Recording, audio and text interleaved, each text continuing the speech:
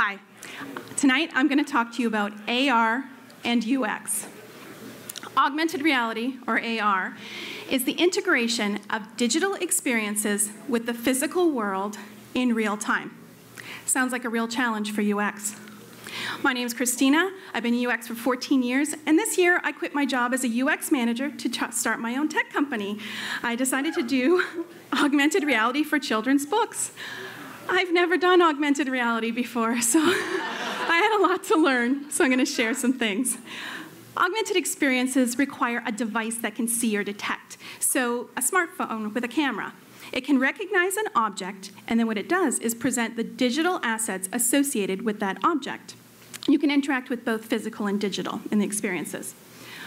Augmented reality is becoming more pervasive. You can get a mobile app that shows you what's inside a building, that can show you price tags when you're window shopping. It can even flesh out a dinosaur skeleton. Thanks for the nightmare, Smithsonian. You can also experience alternate realities through headsets like Google Glass. Other headsets you might have heard of, like HoloLens and Oculus, those are virtual reality devices. And we're not going to talk VR today. And we are not going to talk about that guy with the iPhone taped to his face either. So AR features prominently in many visions of the screenless future. And today, companies like HoloLens and Magic Leap are trying to obliterate the concept of the traditional screen interface.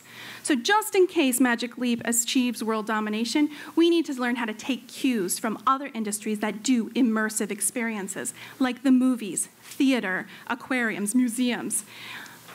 So the main components of a good AR experience are much the same as for any interface. I have no idea what I was going to say here. Oh, two things you got to keep in mind are you're working with both physical and digital, and you're working in 3D, an infinite canvas. So let's look at these things through an AR lens. Because AR experiences can be whole body, you have to consider the whole person. So you have to understand their size, their shape, their capabilities. Early on, I made a terrible mistake. I'm designing a children's app, and I forgot that kids have short, stubby arms. So they are much closer to the device or to the object that I'm recognizing than, say, a 5'5" woman is. As a UX designer, I've always had to understand device. And this specs become even more crucial when you're asking someone to hold an object up for a long period of time or to detect words or sound, things that are subtle. This year we exhibited at Augmented World Expo, and we were in a massive hall with enormous fluorescent lighting directly above us. This created huge shadows on the pages of the books and was randomly triggering augmented experiences, making our app seem very poltergeisty. Knowing probable location of use is also very important. At home with Wi-Fi, on a long car trip with screaming children and no cellular data, and in a fluorescent lit classroom. Location affects quality of experience. Designing for, So there was a fail in here, and I think it's me missing my notes. So it's important to think about how human and device interaction changes behavior. So a group of kids using Connect, or a person at home on a desktop computer, someone using a smartphone in a public space, or a wearable. And it's also important to think about the primary purpose of the device. So a parent who's using the iPhone just to take photos of their kid and put it up on social media may not have the capacity to download large bundles of digital assets.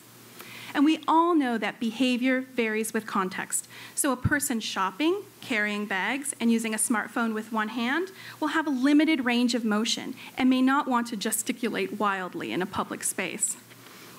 So how the device interacts with location is also important.